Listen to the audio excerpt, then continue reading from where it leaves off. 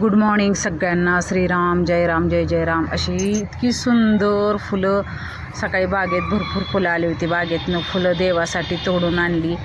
मला म्हणजे जास्वंदीची फुलं मी प्रत्येक कलर आणलेला आहे आणि त्याची फुलं बघा ना किती सुंदर आहेत. मला जास्वंदीची फुलं बघितली की गणपतीची आठवण येते, कारण गणपतीला जास्वंदीची फुलं खूप आवडतात. मग मी अशी सकाळी सकाळी ताट घेऊन गणपतीला आपलं बागेतली फुलं तोडली सगळ्या. इतकी सुंदर सगळ्या देवाला फुलं, आज भरपूर फुलं होती. सकाळी सकाळी देवपूजा केली आणि रोज देवपूजा करताना रोजचा अनुभव वेगळा येतो. देवपूजा करताना असा नाही की रोज रोज तेच नाही. तुम्हाला कशी वाटते माझी देवपूजा तेवढी कमेंट करून सांगा तुम्ही. आणि रानातून गहू काढून आणला होता नवीन, मग त्याची खीर करायची होती. मग खिरीसाठी मी 4 नंबरची चाळण घातली आणि त्याचा रवा करून घेतला. असा पीठ चाळलं आणि रवा करून घेतला. 1 वाटीभर परफेक्ट माप आहे. 1 वाटी रवा आणि कुकरमध्ये रवा घालून घेतला आणि 4 वाटी, ह्या वाटीनं 4 वाटी पाणी ओतलं. बरोबर परफेक्ट माप झालं होतं. इतकी सुंदर जी खीर झाली होती ना. 4 वाटी मी पाणी घातलं. 1 वाटीला 4 वाटी पाणी घातलं.